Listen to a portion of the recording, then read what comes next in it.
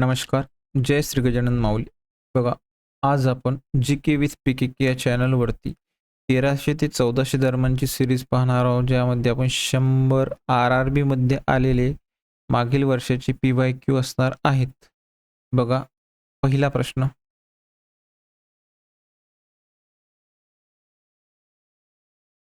आधुनिक आवर्त सारणीत कवचांची संख्या कशावरून ठरते? तर त्याचं उत्तर आहे आवर्तनावरून.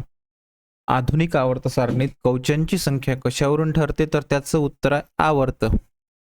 बघा, उभे जे असतात ते गण असतात आणि आडवे जे असतात ते आवर्तन असतात. एकूण आवर्तने 7 आहेत आणि एकूण गण हे 18 आहेत. ठीक आहे. एकाच आवर्तातील सर्व मूलद्रव्यांमध्ये इलेक्ट्रॉन कवचांची संख्या समान असते. उदाहरणार्थ, दुसऱ्या आवर्तातील मूलद्रव्यांमध्ये कवच के आणि एल असतात. ठीक आहे. अशा प्रकारे हे त्याचं स्पष्टीकरण झालं. मी एक प्रश्न दोनदा वाचणार आहे, त्याचे उत्तर दोनदा सांगणार आहे. ठीक आहे. पुढचा प्रश्न. विद्युत चुंबक बनवण्यासाठी कोणता धातू सर्वाधिक वापरला जातो? तर त्याचं उत्तर आहे मऊ लोखंड वापरले जाते. विद्युत चुंबक बनवण्यासाठी कोणता धातू वापरला जातो? तर मऊ लोखंड वापरले जाते. मऊ लोखंड लवकर चुंबकीय होते आणि विद्युत प्रवाह बंद करताच त्याचे चुंबकत्व नष्ट होते, जे तात्पुरत्या चुंबकासाठी आवश्यक असते. पुढचा प्रश्न. मानवी शरीरातील सर्वात मोठी ग्रंथी कोणती आहे? तर त्याचं उत्तर आहे यकृत ही आहे. मानवी शरीरातील सर्वात मोठी ग्रंथी कोणती आहे? तर ती यकृत ही आहे. बघा, यकृत ही शरीरातील सर्वात मोठी ग्रंथी असून ते पित्तरस म्हणजेच बाईल तयार करते, बाईल ज्यूस तयार करण्याचे काम करते, जे चरबीच्या पचनासाठी आवश्यक असते. ठीक आहे. बाजूच्या आकृतीत दिलेलं आहे. बघा, अशा प्रकारे आपलं यकृत असते, त्याच्या खाली पॅनक्रियाज असते आणि त्याच्या खाली आपलं लहान आतडे चालू होते. ठीक आहे. पुढचा प्रश्न.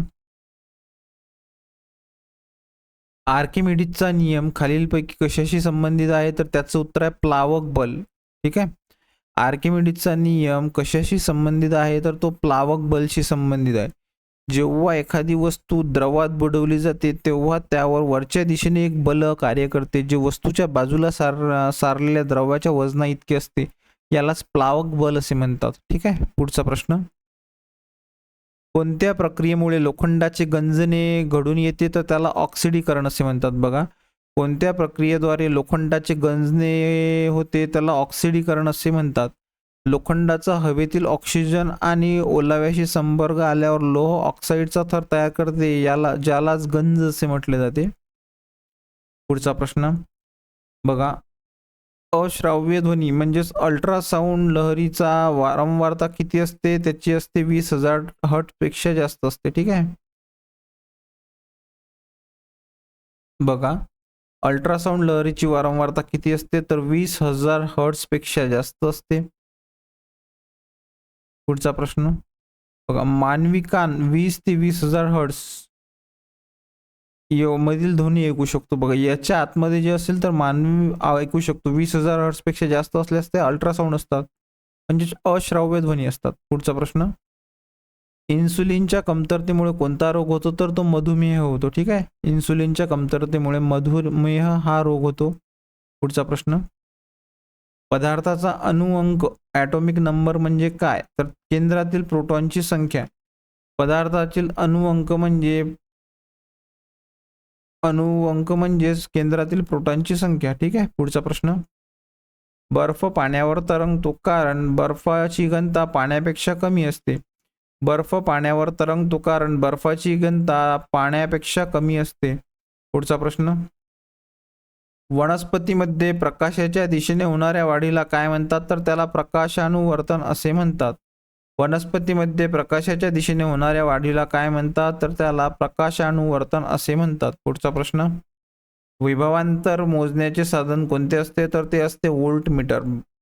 विभवांतर मोजण्याचे साधन कोणते असते? तर ते असते व्होल्टमीटर. पुढचा प्रश्न. रक्तातील तांबड्या पेशींचा आयुकाळ साधारणपणे किती दिवस असतो? तर तो 120 दिवसांचा असतो. रक्तातील तांबड्या पेशी म्हणजेच आरबीसीचे आयुष्य किती दिवस असते? तर ते 120 दिवस असते. पुढचा प्रश्न. विद्युत धारेचे उष्णताजन्य परिणाम कशात वापरले जाते तर त्याचं उत्तर आहे इस्त्री म्हणजेच आपली प्रेस. ठीक आहे. विद्युत धारेचे उष्णताजन्य परिणाम कशात वापरले जाते तर ते इस्त्री मध्ये वापरले जाते. पुढचा प्रश्न, गुरुत्वीय त्वरण जी चे मूल्य पृथ्वीच्या केंद्रावर किती असते तर ते 0 असते. आधी झालेला प्रश्न आहे आपला हा. विरंजक चूर्ण म्हणजेच ब्लिचिंग पावडरचे रासायनिक सूत्र कोणते असते तर CaOCl2. विरंजक चूर्णाचे रासायनिक सूत्र काय असते तर CaOCl2. बघा, पचन संस्थेत अन्नाचे शोषण प्रामुख्याने कुठे होते तर ते होते लहान आतड्यामध्ये. ठीक आहे. पचन संस्थेत अन्नाचे शोषण प्रामुख्याने कुठे होते तर ते होते लहान आतड्यामध्ये. पोषक तत्व सगळे लहान आतड्यामध्ये शोषले जातात. ठीक आहे. क्षार जे असतात ते मोठ्या आतड्यामध्ये आणि पाणी आणि क्षार याचे पचन मोठ्या आतड्यामध्ये होते. पुढचा प्रश्न, सोन्याची शुद्धता कशात मोजली जाते तर त्याचं उत्तर आहे कॅरेटमध्ये मोजली जाते. बघा, सोन्याची शुद्धता कॅरेटमध्ये मोजली जाते आणि जे अव्वल दर्जाचे सोने असते ते 24 कॅरेट असते. ठीक आहे. पुढचा प्रश्न, मानवी कानातील ध्वनीचा पल्ला किती असतो तर तो असतो 20 ते 20,000 हर्ट्स पर्यंत. मानवी कानातील ध्वनीचा पल्ला म्हणजेच रेंज किती असतो तर तो असते 20 ते 20,000 हर्ट्स पर्यंत. बघा, एड्स रोगाचे विषाणू शरीरातील कोणत्या पेशींवर हल्ला करतात तर त्या टी सेल्सवर म्हणजेच पांढऱ्या पेशीतील टी सेल्सवर हल्ला करतात. एड्स रोगांचे विषाणू शरीरातील कोणत्या पेशींवर हल्ला करतात तर त्या पांढऱ्या पेशीतील टी सेल्सवर हल्ला करतात. महत्वाचा प्रश्न आहे बघा. सूर्याच्या ऊर्जेचा मुख्य स्रोत कोणता असतो तर केंद्रकीय सम्मेलन असतो. ठीक आहे. सूर्याच्या ऊर्जेचा मुख्य स्रोत असतो फ्युजन, त्यालाच केंद्रकीय सम्मेलन असे म्हणतात. पुढचा प्रश्न, विद्युत शक्ती मोजण्याचे एकक कोणते असते तर ते वॅट असते. बघा, विद्युत शक्ती मोजण्याचे एकक कुठले असते तर ते वॅट असते. पुढचा प्रश्न, ॲल्युमिनियम हा धातू कोणत्या खनिजापासून मिळतो तर त्याचं उत्तर आहे बॉक्साईट पासून मिळतो. ॲल्युमिनियम हा धातू कोणत्या खनिजापासून मिळतो तर त्याचं उत्तर बॉक्साईड आहे. बॉक्साईड हे ॲल्युमिनियमचे मुख्य धातुके आहेत. यातून विद्युत अपघटन पद्धतीने शुद्ध ॲल्युमिनियम वेगळा केला जातो. पुढचा प्रश्न, मानवी शरीरातील सर्वात लांब हाड कोणते आहे तर ते फिमर आहे आणि ते मांडीमध्ये असते. ठीक आहे. मानवी शरीरातील सर्वात लांब हाड कोणते आहे तर ते फेमर आहे, ते मांडीमध्ये असते. ठीक आहे. आणि मांडीतील फिमर हे मानवी शरीरातील सर्वात लांब, जड आणि मजबूत हाड आहे. ठीक आहे. आणि मानवी शरीरातील सगळ्यात मजबूत हाड जर विचारलं पूर्ण शरीरातील तर ते आपला जबडा असतो. ठीक आहे. हा जो जबडा आहे ना हा सगळ्यात मजबूत असतो. पुढचा प्रश्न, नायक्रोम या मिश्राचा वापर प्रामुख्याने कशात केला जातो तर त्याचं उत्तर आहे हीटरच्या कॉइलमध्ये. ठीक आहे. नायक्रोम या संमिश्राचा वापर प्रामुख्याने कशात केला जातो तर हीटरच्या कॉइलमध्ये केला जातो. ठीक आहे. बघा, तो निक्रोमच आहे. निक्रोमचा रोध आणि वितळण बिंदू उच्च असल्यामुळे त्याचा वापर गिझर, हीटर, इस्त्रीमध्ये केला जातो. पुढचा प्रश्न,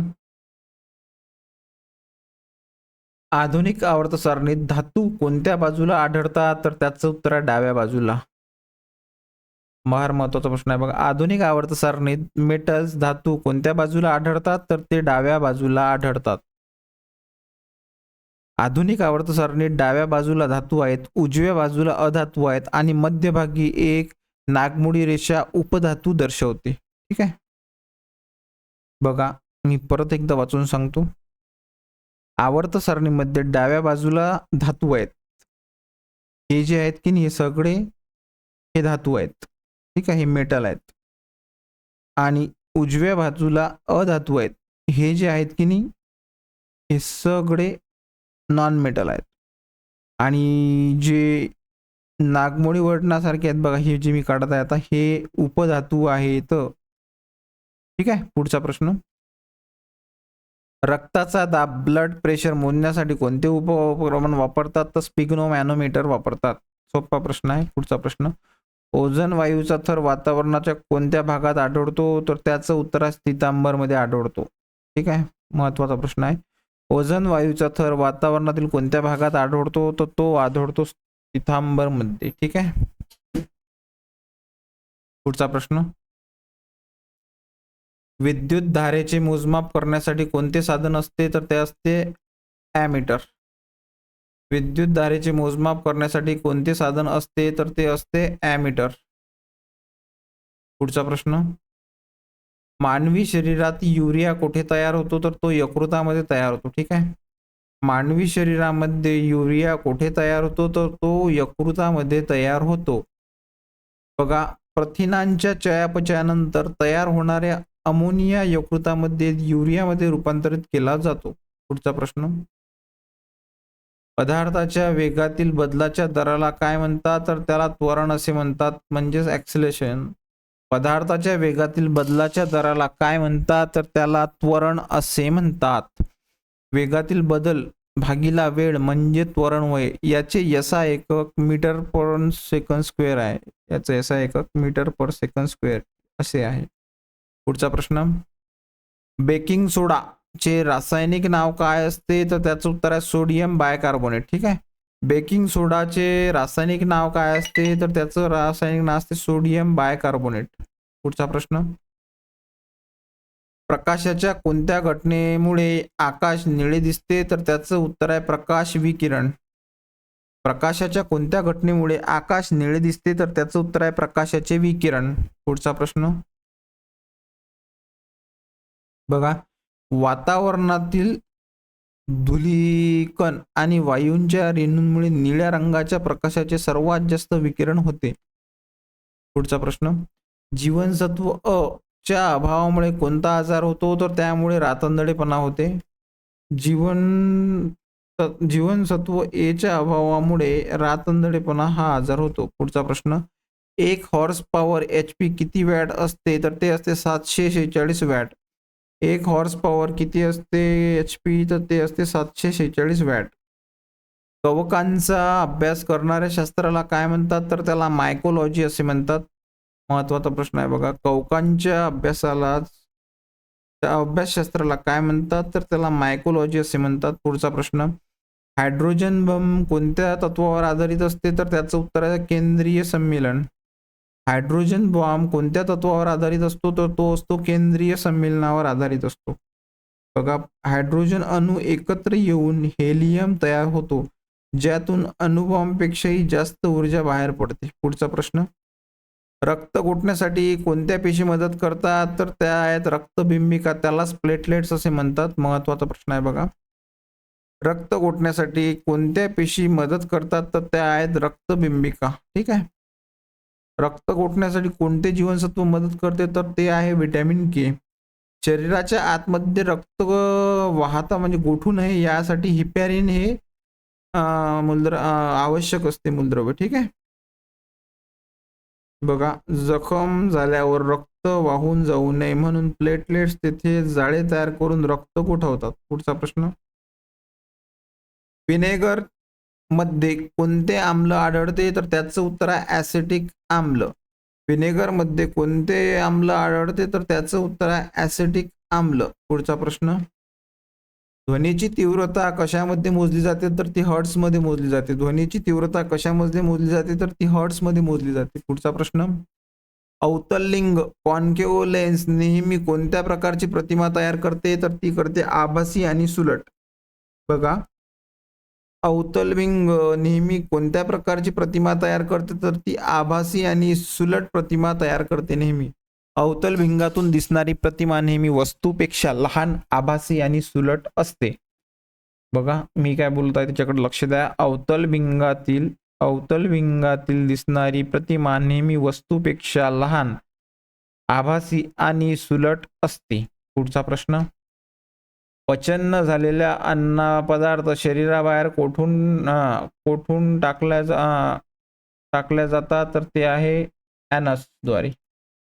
ठीक आहे, पचन न झालेले अन्न म्हणजे जे वेस्टेज असते ते ॲनसद्वारे शरीराच्या बाहेर टाकले जातात. ठीक आहे, आणि ॲनस हा आपल्या मोठ्या आतड्यालाच लागून असलेला एक भाग आहे. ठीक आहे, डायजेस्टिव्ह सिस्टीमचा सगळ्यात शेवटचा पार्ट. पुढचा प्रश्न, त्यालाच मराठीत गुदद्वार असे म्हणतात. बघा पुढचा प्रश्न, मानवी शरीरातील सर्वात लहान हाड कुठे असते तर ते कानात असते, त्याला स्टेप्स असे म्हणतात. महत्वाचा प्रश्न आहे. पुढचा प्रश्न, अमलगम हे कोणत्या धातूचे संमिश्र असते ज्यामध्ये एक घटक पारा असतो तर ते उत्तर आहे मर्क्युरी म्हणजेच पारा. बघा पुढचा प्रश्न, ओहमचा नियम खालीलपैकी कोणते सूत्र आहे तर त्याचं उत्तर आहे V is equal to I into R. बघा ओहमचा नियम खालीलपैकी कोणते सूत्र आहे तर V is equal to I into R. बघा पुढचा प्रश्न,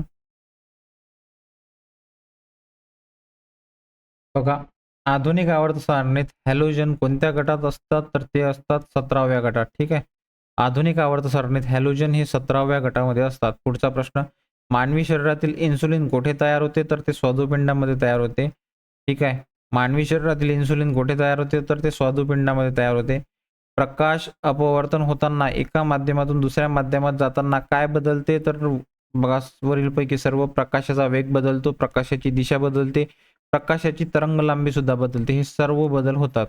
पुढचा प्रश्न बघा, पृथ्वीवर एखाद्या वस्तूचे वजन 60 न्यूटन असेल तर तिचे चंद्रावर वजन किती असते तर ते असते 10 न्यूटन. ठीक आहे, पुढचा प्रश्न बघा, विनेगर मध्ये कोणते आम्ल असते तर त्याचं उत्तर आहे ॲसिटिक आम्ल असते. विनेगर मध्ये कोणते आम्ल असते तर त्याचं उत्तर आहे ॲसिटिक आम्ल असते. पुढचा प्रश्न बघा, निकट दृष्टीचा हा दोष दूर करण्यासाठी कोणत्या भिंगाचा चष्मा वापरतात तर त्याचं उत्तर आहे अंतर्वक्र. बघा निकट दृष्टीचा हा दोष दूर करण्यासाठी अंतर्वक्र भिंग वापरतात. निकट दृष्टीचा तर अंतर्वक्र, दूरदृष्टीचा तर बहिर्वक्र. ठीक आहे, पुढचा प्रश्न, न्यूरॉन हा कोणत्या संस्थेतील कार्यात्मक घटक आहे तर तो आहे मज्जा संस्था, त्यालाच नर्व सिस्टीम असे म्हणतात. न्यूरॉन हा कोणत्या संस्थेचा कार्यात्मक घटक आहे तर त्याचं उत्तर आहे मज्जा संस्था. पुढचा प्रश्न, पॉवर मोजण्यासाठी असा एकक कुठले आहे तर त्याचं उत्तर आहे वॅट. पॉवर मोजण्यासाठी असा एकक कुठले आहे तर त्याचं उत्तर आहे वॅट.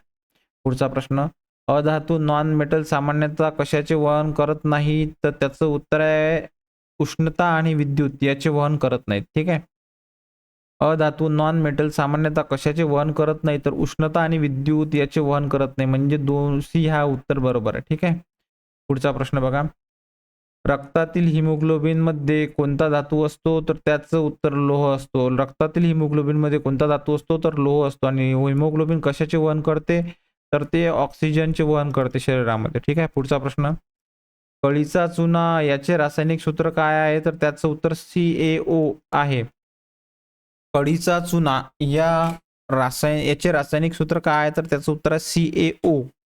ध्वनीचा उच्चार कशावर अवलंबून असतो तर त्याचं उत्तर आहे वारंवारता, फ्रिक्वेन्सीवर अवलंबून असतो. ध्वनीचा उच्चार कशावर अवलंबून असतो तर फ्रिक्वेन्सी, वारंवारतेवर अवलंबून असतो. रायबोझोम्स पेशींमध्ये काय तयार करण्याचे काम करतात तर प्रथिने तयार करण्याचे काम करतात. बघा रायबोझोम्स पेशीमध्ये काय तयार करण्याचे काम करतात तर ते प्रथिने म्हणजेच प्रोटीन तयार करण्याचे काम करतात. महत्वाचा प्रश्न आहे, प्रोटीन कोण तयार करतात तर ते रायबोझोम्स करतात. गुरुत्वीय त्वरण G चे मूल्य पृथ्वीच्या पृष्ठभागावर साधारणपणे किती असते तर ते उत्तर आहे 9.8 मीटर पर सेकंड स्क्वेअर. बघा महत्वाचा प्रश्न आहे, आपण गुरुत्वीय त्वरण G चे मूल्य पृथ्वीच्या पृष्ठभागावर साधारणपणे किती असते तर ते असते 9.8 मीटर पर सेकंड स्क्वेअर. बघा पेन्सिलच्या मध्यभागी असलेला काळा पदार्थ ग्रॅफाइट हा असतो आणि हा विजेचा सुवाहक आहे. पुढचा प्रश्न, मानवी शरीरातील रक्ताचे शुद्धीकरण कोठे केले जाते तर ते केले जाते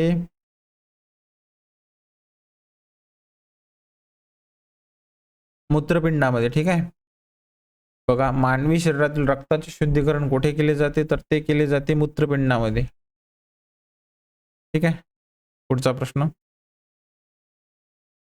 दाब प्रेशर वाढल्यास पदार्थाचा उत्कलन बिंदू काय होतो तर त्याचं उत्तर आहे वाढतो. दाब वाढल्यास पदार्थाचा उत्कलन बिंदू काय होतो तर तो वाढतो. पुढचा प्रश्न बघा,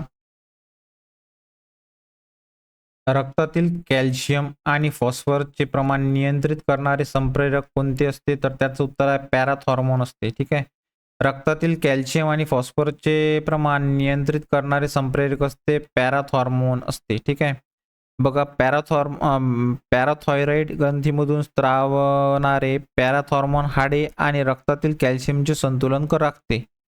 पुढचा प्रश्न, सोन्याची घनता मोजण्यासाठी कोणत्या तत्वाचा वापर केला जातो? तर आर्किमिडीजचे तत्व. ठीक आहे. सोन्याची घनता मोजण्यासाठी कोणत्या तत्वाचा वापर केला जातो? तर त्याचं जे उत्तर आहे ते आर्किमिडीजच्या तत्वाचा वापर केला जातो. एखाद्या वस्तूचे विस्थापन केलेल्या द्रव्याच्या वजनावरून त्या वस्तूची घनता आणि शुद्धता ठरवता येते. ठीक आहे. हे आर्किमिडीजचं तत्व. पुढचा प्रश्न, इलेक्ट्रिक फ्यूजची तार कशाचे संमिश्रणाने बनलेली असते? तर त्याचं उत्तर आहे लीड आणि थिन म्हणजे शिसे आणि कथील. ठीक आहे. इलेक्ट्रिक फ्यूजची तार कशाच्या संमिश्रणाने बनलेली असते? ती असते शिसे आणि कथील यांच्या संमिश्रणापासून बनलेली असते. या संमिश्रणाचा वितळण बिंदू कमी असतो. ठीक आहे. हे जे संमिश्रण असते त्याचा वितळण बिंदू कमी असतो, ज्यामुळे जास्तीचा वीज प्रवाह असल्यास ती लगेच वितळून परिपथ सुरक्षित ठेवले जाते. म्हणजेच जर जोरात वीज जास्त प्रमाणात वीज आली किंवा जर काही प्रॉब्लेम आला तर ही जी फ्यूजची तार आहे ही जळते, म्हणजे हा फ्यूज जळतो आणि जे आपलं मेन उपक्रम आहे तर ते इजा होण्यापासून बचावले जाते. ठीक आहे. पुढचा प्रश्न, कॅल्शियम कार्बोनेट CaCO3 निसर्गातील सर्वात शुद्ध रूप कोणते आहे? तर ते आहे संगमरवर. कॅल्शियम कार्बोनेटचे निसर्गातील सर्वात शुद्ध रूप कोणते आहे? तर ते आहे संगमरवर. पुढचा प्रश्न, मायक्रोप्लाझ्मा हे कशाचे उदाहरण आहे? तर ते आहे सर्वात लहान पेशीचे. मायक्रोप्लाझ्म हे कशाचे उदाहरण आहे? तर ते सर्वात लहान पेशीचे उदाहरण आहे. मायक्रोप्लाझ्म हे सर्वात लहान ज्ञात जीवाणू आहेत ज्यांना पेशीभित्तका नसते. ठीक आहे. पुढचा प्रश्न, प्रकाश वर्ष लाईट इयर हे कशाचे एकक आहे? तर ते उत्तर आहे खगोलीय अंतराचे एकक आहे, डिस्टन्सचे. बघा, प्रकाश वर्ष हे कशाचे एकक आहे? तर ते आहेत खगोलीय अंतराचे. एका प्रकाश वर्षात प्रकाशाने कापलेल्या अंतराला प्रकाश वर्ष असे म्हणतात. एक प्रकाश वर्ष बरोबर 9.46 गुणिला 10⁻12 एवढे असते. ठीक आहे. 9.46 गुणिले 10⁻12. पुढचा प्रश्न, आधुनिक आवर्त सारणीत हॅलोजन कोणत्या गटात असतो? तर तो 17व्या गटात असतो. ठीक आहे. आधुनिक आवर्त सारणीमध्ये हॅलोजन कुठल्या गटात असतो? तर तो 17व्या गटात असतो. फ्लोरीन, क्लोरीन, ब्रोमीन आणि आयोडीन ही मूलद्रव्ये 17व्या गटात असतात. ठीक आहे. पुढचा प्रश्न, पित्त बाईल साठवण्याचे कार्य शरीरातील कोणत्या अवयवात होते? तर त्याचं उत्तर आहे पित्ताशय. पित्त बाईल साठवण्याचे कार्य शरीरात कोणत्या अवयवात होते? तर त्याचं उत्तर आहे पित्ताशय. त्यालाच गॉल्जी ब्लॉडर असे म्हणतात, गॉल ब्लॉडर असे म्हणतात. ठीक आहे. पुढचा प्रश्न, विद्युत धारेचा औष्णिक परिणाम हीटिंग इफेक्ट शोधून काढणारा शास्त्रज्ञ कोणता आहे? तर तो आहे जूल. विद्युत धारेची औष्णिक परिणाम शोधून काढणारा शास्त्रज्ञ कोणता आहे? तर तो जूल हा आहे. ठीक आहे. आता जूल यामुळे उष्णतेचे एकक जूल हे आहे. तर heat is equal to I² RT हे त्याचे सूत्र आहे. ठीक आहे. बघा, हे उष्णतेचे सूत्र आहे. आणि अगोदरचा जो आपण प्रश्न पाहिला की नाही त्याचं स्पष्टीकरण सांगतो तुम्हाला. पित्त यकृतात तयार होते. पित्त जे असते की नाही आपलं ते यकृतात तयार होते आणि नंतर ते पॅनक्रियाजमध्ये साठवले जाते. ठीक आहे. आता बघा, हे जे झालं की नाही, हे झालं गोदावून. पॅनक्रियाज जे आहे गोदावून आहे आणि हे तयार करते लिव्हर. ठीक आहे. ही झाली फॅक्टरी. लिव्हर ही फॅक्टरी झाली आणि पॅनक्रियाज हे गोदावून झालं. अशा प्रकारे लक्षात ठेवा. पित्ताशयात पित्त साठवले जाते आणि पित्त तयार होते लिव्हरमध्ये. ठीक आहे. पुढचा प्रश्न, ॲग्रोस्ट्रोलॉजी मध्ये कशाचा अभ्यास केला जातो? तर त्याचं उत्तर आहे गवताचा अभ्यास केला जातो. बघा, ॲग्रोस्ट्रोलॉजी मध्ये कशाचा अभ्यास केला जातो? तर त्याचं उत्तर आहे गवताचा अभ्यास केला जातो. पुढचा प्रश्न, आवर्त सारणीतील अल्कली धातू कोणत्या गटात आहे? तर त्याचं उत्तर आहे गट 1 मध्ये, पहिल्या गटात असतात. आवर्त सारणीतील अल्कली धातू कुठल्या गटात असतात? तर ते पहिल्या गटात असतात. लिथियम, सोडियम आणि पोटॅशियम हे अत्यंत क्रियाशील धातू पहिल्या गटात असतात. ठीक आहे. जे क्रियाशील धातू असतात की नाही ते पहिल्या गटात असतात, असं लक्षात ठेवा. पुढचा प्रश्न, मानवी शरीरातील सर्वात जड अवयव कोणता आहे, म्हणजे वजनानं जड कुठला आहे, तर यकृत हा आहे. ठीक आहे, हे 1.5 किलो पर्यंत असते. ठीक आहे, मानवी शरीरातील सर्वात जड अवयव कुठला आहे, तर तो दिलेल्यापैकी यकृत आहे, हा 1.5 किलोचा असतो. पुढचा बघा, त्याचं वजन साधारणपणे 1.2 ते 1.5 किलोग्रॅम पर्यंत असते. पुढचा प्रश्न, डोबेरायनरची त्रिके कोणत्या गुणधर्मावर आधारित आहे, तर त्याचं उत्तर आहे अणु आणि अणुवस्तुमान याच्यावर आधारित आहेत. डोबेरायनची त्रिके कोणत्या गुणधर्मावर आधारित आहे, तर त्याचं उत्तर आहे अणु आणि अणुवस्तुमान यांच्यावर आधारित आहे. पुढचा प्रश्न, कापूर गरम केल्यावर त्याचे थेट वायूत रूपांतरण होण्याच्या क्रियेला संप्लवन असे म्हणतात. बघा, कापूर गरम केल्यावर तो थेट वायूमध्ये जातो, याला संप्लवन असे म्हणतात. स्थायूचे थेट वायूत रूपांतर होणे म्हणजे संप्लवन होय. पुढचा प्रश्न, अजीवनसत्वाच्या अभावामुळे होणाऱ्या डोळ्याच्या कोणता आजार कोरडेपणामुळे होतो, तर त्याचं उत्तर आहे झेरोपॅल्मिया.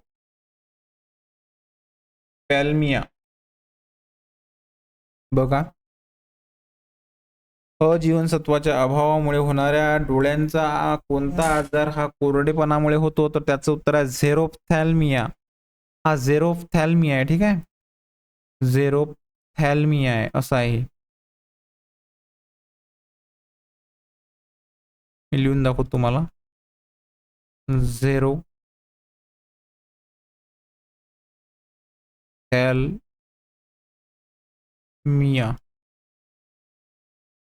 ठीक आहे, परत एकदा सांगतो मी तुम्हाला,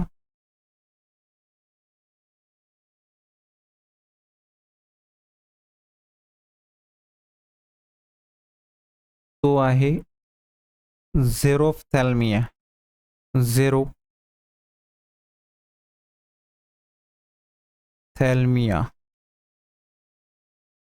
ठीक आहे, पुढचा प्रश्न,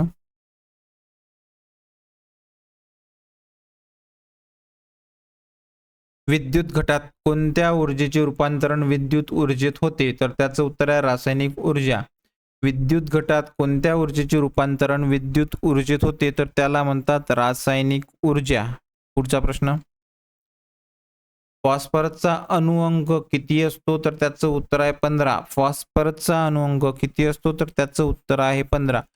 फॉस्फरसची संज्ञा काय आहे माहित आहे का, पी ही आहे. ठीक आहे, असून त्याची इलेक्ट्रॉन स्वरूपण कशी असते, तर 2 8 5 असते. म्हणजे बघा, 2 8 10 5 15 अशा प्रकारे असते, 2 8 5. पुढचा प्रश्न, मानवी शरीरातील रक्तदाब कोणत्या ग्रंथीद्वारे नियंत्रित केले जाते, तर त्याचं उत्तर आहे ॲड्रिनल ग्रंथी. मानवी शरीरातील रक्तदाब कोणत्या ग्रंथीद्वारे नियंत्रित केला जातो, तर त्याला ॲड्रिनल ग्रंथी असे म्हणतात. बघा, पुढचा प्रश्न, धुण्याचा सोडा पाण्यात विरघळल्यावर त्याचे द्रावण कसे असते, तर त्याचं उत्तर आहे बघा अल्कधर्मी. धुण्याचे सोडा पाण्यात विरघळल्यावर त्याचे द्रावण कसे असते, तर ते अल्कधर्मी असते. बघा, पुढचा प्रश्न, ध्वनीचा वेग कोणत्या तापमानाला सर्वात जास्त असतो, तर त्याचं उत्तर आहे तापमान वाढले की वेग वाढतो. महत्वाचा प्रश्न आहे बघा हा. हे सर्व प्रश्न 2025च्या ग्रुप डी एक्झाम मध्ये विचारलेले आहेत. बघा, ध्वनीचा वेग कोणत्या तापमानाला जास्त असतो, तर तापमान वाढले की वेग वाढतो. ठीक आहे, हवेचे तापमान वाढले की रेणूंची गती वाढते, त्यामुळे ध्वनीचा वेगही वाढतो. बघा, पुढचा प्रश्न, आधुनिक आवर्त सारणीत उपधातू मूलद्रव्य कोणत्या गटात आढळतात, तर ते आढळतात 13 ते 16. त्यालाच पी ब्लॉक असे म्हणतात. ठीक आहे, बघा, महत्वाचा प्रश्न आहे हा.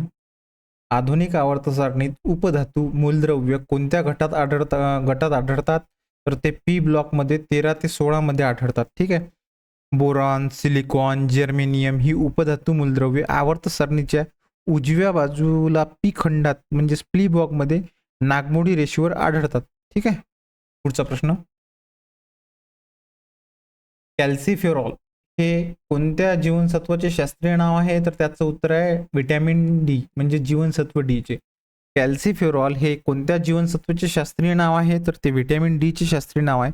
सूर्यप्रकाशामुळे शरीरात तयार होणारे व्हिटॅमिन ड हे हाडांच्या मजबूतीसाठी आवश्यक असते. पुढचा प्रश्न, विद्युत चुंबकत्व या संकल्पनेचा पाया कोणी घातला तर त्याचं उत्तर आहे मायकल फॅराडे. विद्युत चुंबकत्व या संकल्पनेचा पाया कोणी घातला तर त्याचं उत्तर आहे मायकल फॅराडे. ठीक आहे. फॅराडे यांनी विद्युत चुंबकीय प्रवर्तन या तत्वावर शोध लावला ज्यावर आजचे जनरेटर कार्य करते. ठीक आहे. पुढचा प्रश्न, मानवी शरीरातील ऑक्सिजनचे वहन प्रामुख्याने कोणत्या कोणामार्फत होते तर त्याचं उत्तर आहे हिमोग्लोबिन. मानवी शरीरातील ऑक्सिजनचे वहन प्रामुख्याने कोणामार्फत होते तर त्याचं उत्तर आहे हिमोग्लोबिन मार्फत होते. आपण मागच पाहिलेलं आहे बघा. पुढचा प्रश्न,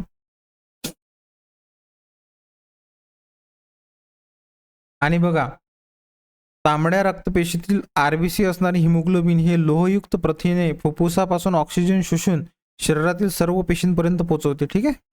पुढचा प्रश्न, बेन्झिन चे रेणुसूत्र खालीलपैकी कोणते आहे तर ते आहे C6H6. बेन्झिनचे रेणुसूत्र खालीलपैकी कोणते आहे तर ते आहे C6H6. बेन्झिन हे एक वलयांकित हायड्रोकार्बन आहे ज्याची रचना षटकोनी असते. ठीक आहे, जी आपल्याला बाजूला दिसते याच्यात. ठीक आहे. पुढचा प्रश्न, ध्वनीचा पल्ला वाढवण्यासाठी लहरीच्या कोणत्या गुणधर्मात बदल करावा लागतो तर त्याचं उत्तर आहे परमप्रसर. ठीक आहे. ध्वनीचा पल्ला वाढवण्यासाठी लहरीच्या कोणत्या गुणधर्मात बदल करावा लागतो तर त्याचं उत्तर आहे परमप्रसर.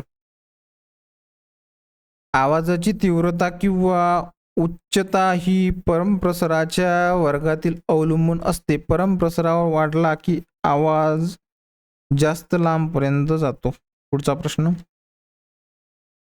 ॲल्युमिनियमच्या पृष्ठभागावर संरक्षक थर चढवण्याच्या क्रियेला काय म्हणतात तर त्याला ॲनोडायझिंग असे म्हणतात. बघा, ॲल्युमिनियमच्या पृष्ठभागावर संरक्षक थर चढवण्याच्या क्रियेला काय म्हणतात तर त्याला ॲनोडायझिंग असे म्हणतात. महत्त्वाचा प्रश्न आहे बघा हा.